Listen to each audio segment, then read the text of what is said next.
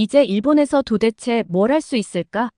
지진과 태풍 같은 자연재해는 점점 빈번해지고 바늘구멍 같은 취업시장에 엔화에 갇히는 바닥이고 아무리 열심히 살아도 형편이 나아지질 않잖아.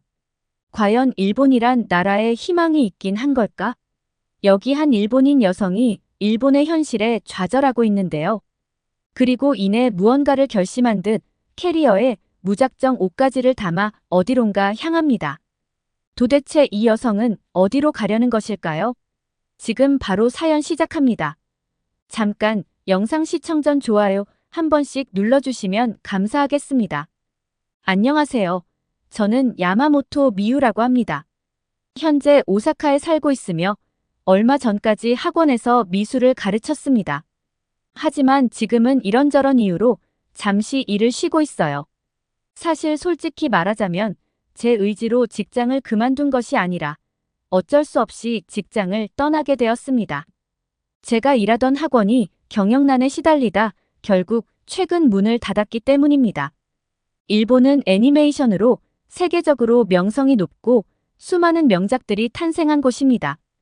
이러한 이유로 예전부터 애니메이션이나 웹툰 작가를 꿈꾸며 미술을 배우고자 하는 학생들이 정말 많았습니다. 제가 일하던 미술 학원도 항상 학생들로 북적였고 그들의 열정과 꿈을 지켜보는 것이 제 일의 큰 보람이었어요. 그러나 시간이 지나면서 점점 변화의 바람이 불기 시작했습니다. 해가 갈수록 학원에 등록하는 학생들의 수가 줄어드는 것을 피부로 느낄 수 있었거든요. 처음에는 그저 일시적인 현상일 것이라고 생각했지만 점차 학생들의 발걸음이 뜸해지는 것을 보며 위기감을 느끼지 않을 수 없었습니다. 결국 이런 상황들이 쌓이고 쌓여 학원의 경영이 어려워졌고 그로 인해 문을 닫게 되었죠. 학생들의 수가 줄어든 이유는 여러 가지가 있겠지만 제가 생각하기에 가장 큰 이유 중 하나는 더 이상 일본에서 애니메이션이나 웹툰으로 성공하기가 어렵다는 인식이 팽배해졌기 때문인 것 같아요. 과거에는 일본 애니메이션이 전 세계적으로 사랑받으며 많은 이들에게 꿈과 희망을 주었고 이를 통해 성공한 작가들이 많았기 때문에 애니메이션이나 웹툰 작가를 꿈꾸는 학생들도 자연스럽게 늘어났습니다. 하지만 최근 몇 년 사이 이러한 상황이 크게 변해버렸어요. 일본 애니메이션에 대한 전 세계적인 관심이 예전만큼 뜨겁지 않다는 것이 느껴졌거든요. 오히려 많은 사람들이 일본 애니메이션보다 한국의 콘텐츠를 더 선호해요.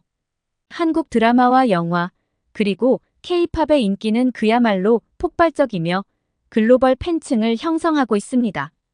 예전에는 일본 애니메이션이 외국의 팬들로부터 큰 사랑을 받았다면 이제는 한국 드라마와 K-팝이 그 자리를 대신하고 있는 것 같거든요. 저 역시도 출근길에는 K-팝을 듣고 퇴근 후 저녁을 먹으며 한국 드라마를 보고 있습니다. 그만큼 한국에 대한 인기가 일본에서 정말 대단하다는 것을 실감하고 있어요. K-팝의 중독성 있는 멜로디와 매력적인 안무, 그리고 한국 드라마의 흥미로운 스토리와 매력적인 배우들 덕분에 저도 모르게 한국 문화에 푹 빠져 지내고 있거든요.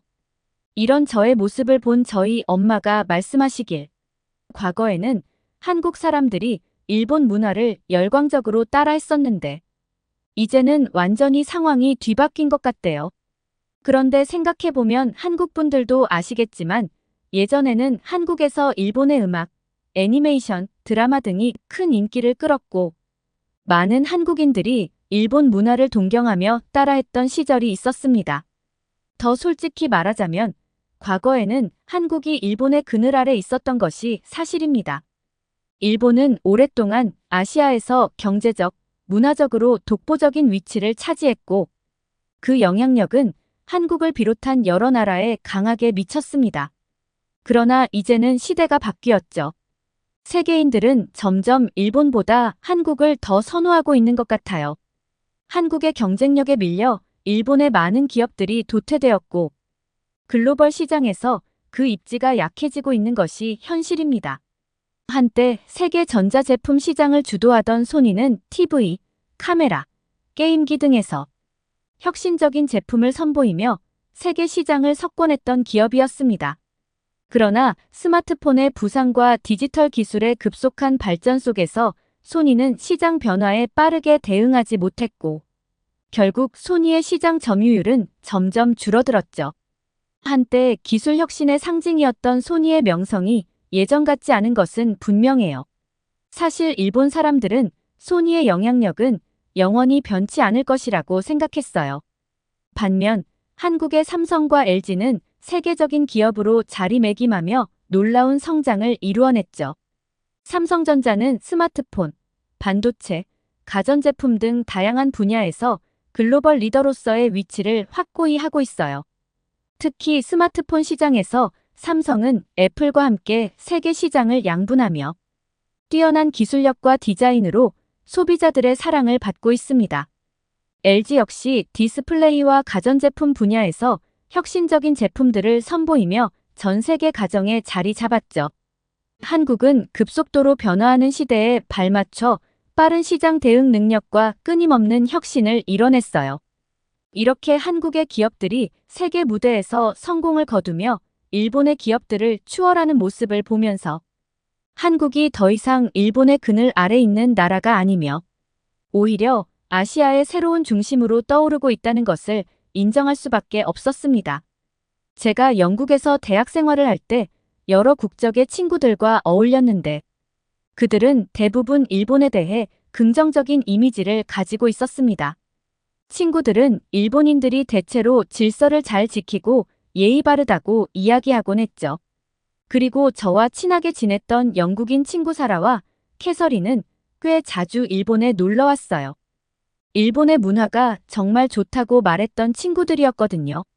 사라와 캐서린은 일본의 길거리가 정말 깨끗하고 음식도 맛있다며 아시아에서 최고의 여행지라고 극찬을 하기도 했어요. 매년 한 번씩은 일본을 꼭 방문했던 친구들이었는데 그러다 코로나가 터지면서 하늘길이 막혀 3년 동안 일본에 오지 못했습니다. 저도 많이 아쉬웠고 그들도 일본을 그리워할 것이라고 생각했죠. 엔데믹이 선언되고 나서 당연히 친구들이 다시 일본을 찾아줄 거라고 기대했습니다. 하지만 작년에도 재작년에도 친구들에게서 아무런 말이 없더군요. 그간 여행을 못했으니 가까운 곳을 다녀오고 있는 건가 싶어 궁금했습니다. 왜 연락이 없는 걸까 하는 생각도 들었어요. 그러다 우연히 그들이 한국으로 여행을 갔다는 사실을 알게 되었습니다. 솔직히 말해서 많이 서운했습니다. 일본과 한국이 그렇게 멀지도 않은 나라인데 일본에 들렀다 갈 수도 있었을 텐데요. 아니면 저를 한국으로 초대해서 같이 여행할 수도 있었을 텐데 왜 저만 빼놓고 한국 여행을 하고 돌아갔는지 이해할 수가 없었습니다. 저에게 일본이 소중한 만큼 친구들 역시 일본을 그리워하고 있을 줄 알았는데 친구들이 일본 대신 한국을 택한 것이 더욱 서운하게 느껴졌습니다. 그래도 저는 친구들을 이해하려고 노력했어요. 그런데 사라와 캐서린이 한국에 한 번 여행을 다녀오더니 같은 해에 한국에만 무려 4번이나 가는 거예요. 일본에는 1년에 한 번씩 겨우 오던 친구들이 대체 한국에 무슨 매력에 빠졌길래 그렇게 자주 가는지 정말 놀라웠습니다. 더 놀라운 일은 작년에 벌어졌어요. 사라와 캐서린이 아예 한국에서 2달 살기를 하더라고요. 잠깐의 여행이 아니라 장기간 머무르며 한국을 깊이 경험하고 싶어 하는 모습이었죠. 일본에 놀러 왔을 땐 한 번도 그렇게 오랜 시간 머물겠다는 생각을 하지 않았던 친구들이 이제는 한국에 푹 빠져버린 것 같았습니다. 그들의 소셜미디어에는 한국의 거리 풍경, 맛집, 카페, 그리고 새로운 친구들과의 즐거운 일상이 계속해서 올라왔고 저는 그 모습을 보며 왠지 모를 복잡한 감정이 들었습니다. 한때는 일본을 아시아 최고의 여행지라고 찬양하던 친구들이 이렇게 한국으로 마음을 돌린 것을 보면서 씁쓸한 마음이 들더라고요. 마치 세계인들이 더 이상 일본의 소니보다는 한국의 삼성을 더 찾는 것과 같은 거였어요. 속상한 마음에 친구들에게 언제까지 한국에만 갈 거야? 라며 가까운 일본에도 놀러 오라고 했어요. 좋은 곳을 더 많이 소개해 줄 테니까 라고 덧붙이며 친구들의 마음을 돌리려 했죠. 그러자 사라와 캐서린이 내키는 것 같지는 않았지만 저를 보러 일본에 오겠다고 약속하더군요. 대신 길게는 머물지 못할 거라고 덧붙였습니다. 그럼에도 불구하고 저를 위해 일본에 와준다는 말이 내심 고마웠어요. 일본에서 다시 친구들과 함께 시간을 보낼 수 있다는 생각에 설레기도 했고, 어쩌면 일본도 다시 그들의 관심을 끌 수 있을지 모른다는 작은 희망도 생겼습니다. 오래 머물지는 못하더라도 친구들이 다시 일본을 찾아주겠다는 약속만으로도 제게는 큰 위안이 되었어요. 그렇게 저는 친구들이 일본에 오기만을 기다리고 있는데 사라에게 연락이 왔습니다. 아무래도 일본엔 가지 못할 것 같다는 거였죠. 그래서 이유가 무엇이냐고 했더니 최근 일본에서 잇따라 발생하고 있는 지진 때문이라는 거였어요. 지진이 너무 무서워서 일본은 못 가겠다는 거였습니다. 혹시 모를 피해를 입을 수도 있고 지진의 위험 부담을 가지면서까지 일본에 놀러 가고 싶진 않다고 하더라고요. 솔직히 그 말을 듣고 놀랐습니다. 물론 최근에 일본 각 지역에서 지진이 연이어 발생하긴 했어요. 하지만 제가 살고 있는 오사카는 피해를 입지 않았기 때문에 괜찮다고 친구들을 안심시켰지만 소용이 없었습니다. 사라는 머뭇거리더니 정말 미안하다면서 그래도 꼭 보고 싶으니깐 저보고 한국으로 오라고 하더라고요. 그 말에 저도 어쩔 수 없이 한국에 가게 되었습니다. 친구들이 항상 일본에 오라는 법은 없으니까요.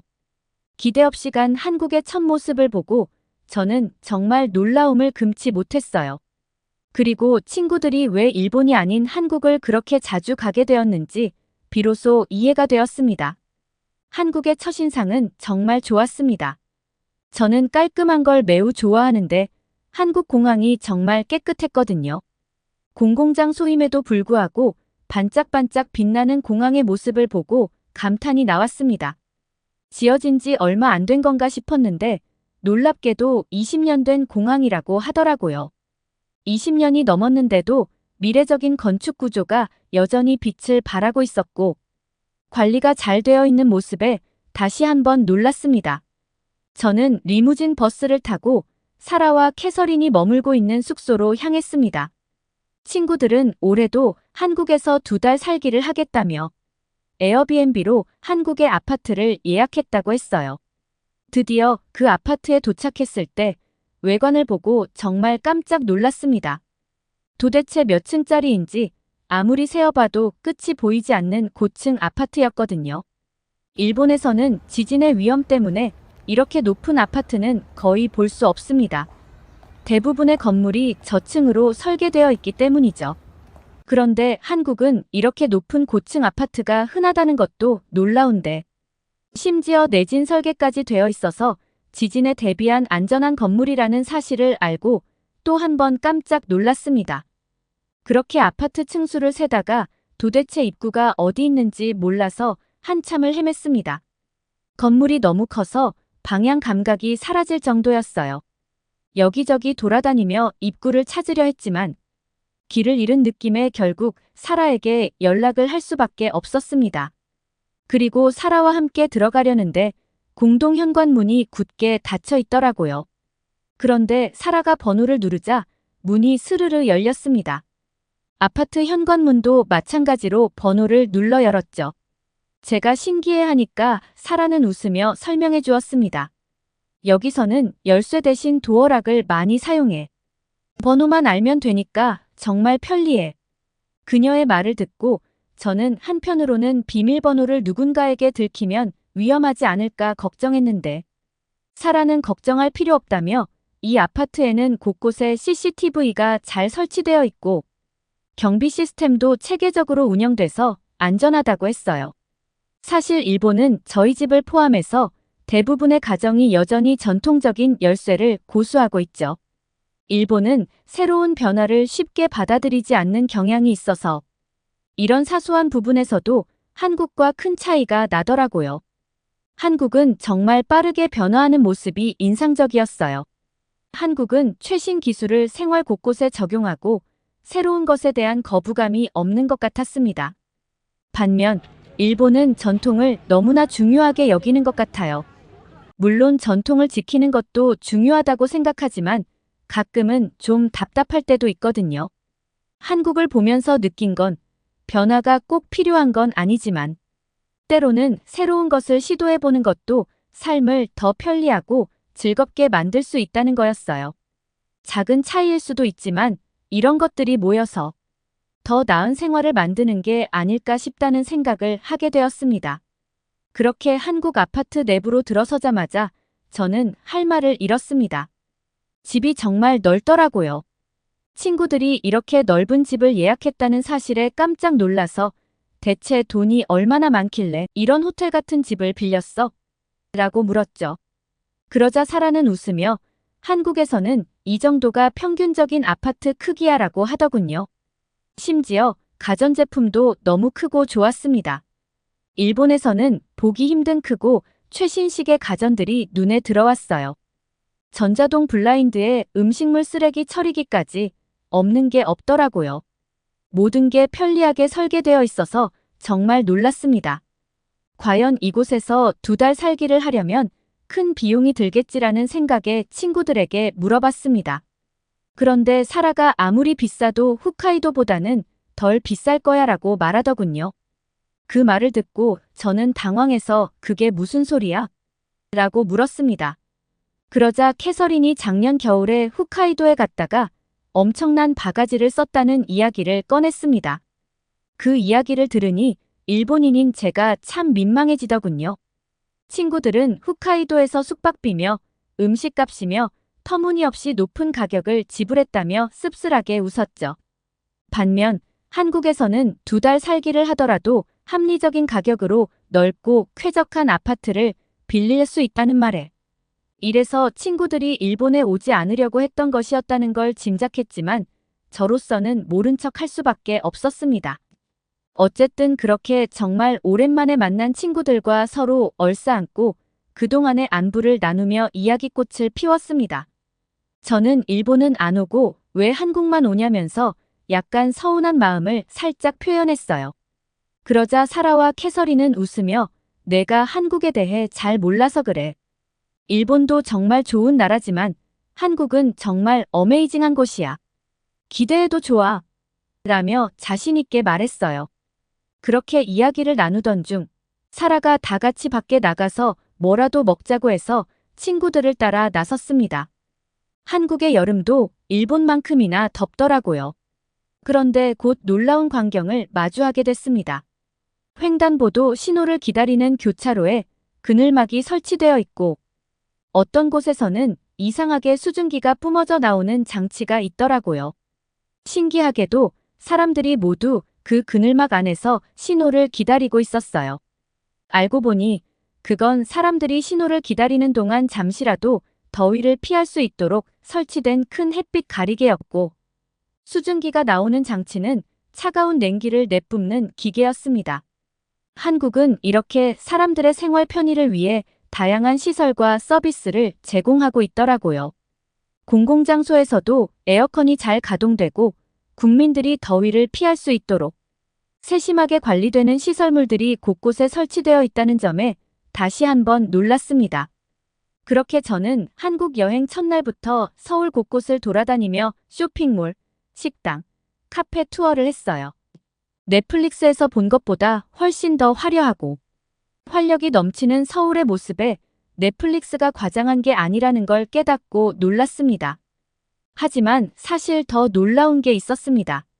거리를 걸으며 저는 한국 사람들을 자연스럽게 관찰하게 되었는데 다들 세련되고 스타일리시한 옷차림을 하고 있는 거예요. 패션에 신경을 많이 쓴 듯 보였고 그들만의 독특한 개성이 느껴졌습니다. 무엇보다 표정이 인상적이었어요. 모두가 자신감 넘치는 얼굴로 거리를 활보하고 있었습니다. 그리고 어디서부터 느껴지는지는 정확히 모르겠지만 사람들 사이에 흐르는 여유로움이 느껴졌어요. 그렇게 한국 사람들의 모습을 보니 문득 일본에서의 제 모습이 떠올랐습니다. 그저 직업도 없이 무기력하게 지내던 지난 시절이 생각나더라고요. 한국 사람들은 활기차고 자신감 넘치는 모습으로 하루하루를 살아가고 있는 것 같은데 저는 그동안 너무나 정적이고 무기력하게 시간을 보내온 것 같았습니다. 그동안 저는 변화를 두려워하고 그냥 흘러가는 대로 살아왔던 것 같아요. 그런 제 자신을 돌아보니 갑자기 스스로에게 조금 화가 났습니다.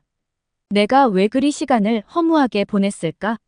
더 열심히 무언가를 시도해 볼 수 있었을 텐데.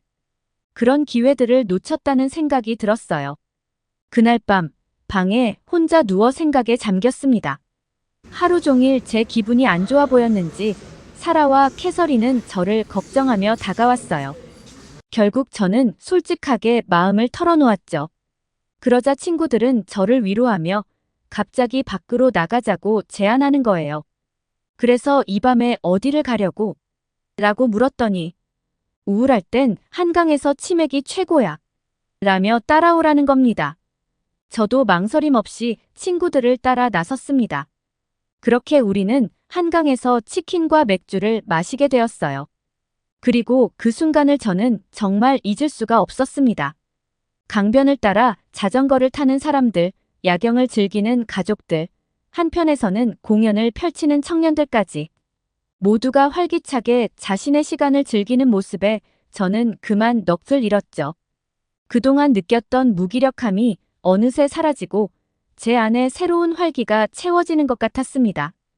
그리고 문득 한 가지 생각이 떠올랐습니다. 내가 한국에서 산다면 어떨까? 라는 생각이었죠. 처음엔 그저 스쳐가는 상상일 뿐이었는데 저도 모르게 친구들에게 나 한국에서 살고 싶어라고 말해버렸습니다.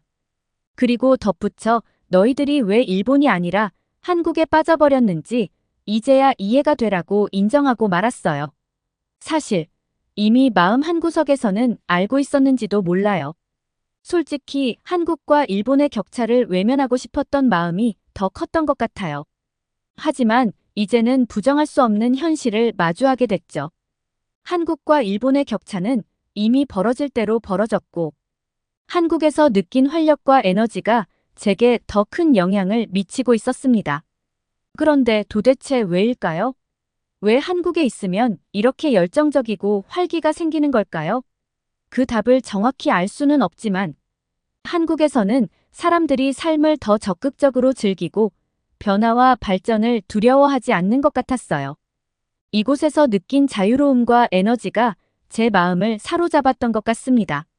지금은 다시 일본으로 돌아왔지만 한국에서 머무를 수 있는 방법을 찾고 있어요. 일단 한국어 학원에 다니기 시작했는데 거기서 저와 비슷한 생각을 가진 일본인들이 정말 많다는 사실에 깜짝 놀랐어요. 특히 대부분은 청년들이었는데 처음에 단순히 여행으로 한국을 방문했다가 그 매력에 푹 빠져서 한국어를 배우기 시작했다고 하더라고요. 한국의 활기찬 분위기와 생활의 편리함이 많은 일본 청년들을 매료시킨 거죠. 그뿐만 아니라 일본에서 느끼는 암울한 미래에 대한 불안감으로 한국어를 배우기 시작한 친구들도 많았습니다. 다들 한국에서 새로운 기회를 찾고 싶어 하거나 한국에서 직장을 구해 살고 싶다는 꿈을 가지고 있었어요. 저 역시 한국에서의 삶을 꿈꾸게 되면서 이런 꿈이 나만의 것만은 아니었다는 사실에 조금 놀라기도 했습니다. 많은 일본 청년들이 저와 비슷한 고민을 안고 있고 한국에서 새로운 가능성을 찾고자 하는 마음이 있다는 것을 깨닫고 나니 나 혼자가 아니라는 안도감과 함께 더 큰 용기를 얻게 되었어요. 한국에서의 삶이 제게 어떤 새로운 길을 열어줄지, 그리고 그 활기찬 에너지가 저를 어디로 데려다 줄지 궁금해하며 열심히 공부하고 있답니다. 남들이 보기엔 작은 변화일지 모르지만 저에겐 이것이 인생의 전환점이 될 수 있다는 희망을 품고 있습니다. 더 이상 예전의 무기력한 모습으로 살지 않기 위해 지금 저는 열심히 노력 중이에요. 유창한 한국어로 한국에서 새 삶을 사는 제 모습을 꿈꾸며 매일 조금씩 나아가고 있죠. 언젠가는 일본어가 아닌 한국어로도 제 이야기를 전할 수 있을 거라 믿어요. 제 목표는 2년 안에 한국에서 취직에 성공하는 거예요. 이 도전이 쉽지는 않겠지만 이 변화가 저를 더 나은 방향으로 이끌어 줄 거라 확신합니다. 제 일본 탈출을 응원해 주시면 정말 감사하겠습니다. 오늘의 사연 어떠셨나요? 새로운 도전을 향한 용기와 결단이 느껴지는 이야기였죠. 야마모토 미유 씨가 한국에서 새로운 기회를 찾기 위해 노력하고 있다는 점에서 큰 응원을 보내고 싶습니다. 앞으로도 그 꿈을 향해 한 걸음씩 나아가며 2년 안에 목표한 대로 한국에서 새로운 삶을 시작할 수 있기를 진심으로 응원합니다. 오늘의 사연이 좋으셨다면 구독과 좋아요를 눌러주세요. 여러분의 구독과 좋아요는 영상 제작에 큰 힘이 됩니다. 끝까지 시청해주셔서 감사합니다. 더욱더 감명 깊은 사연으로 찾아뵙겠습니다.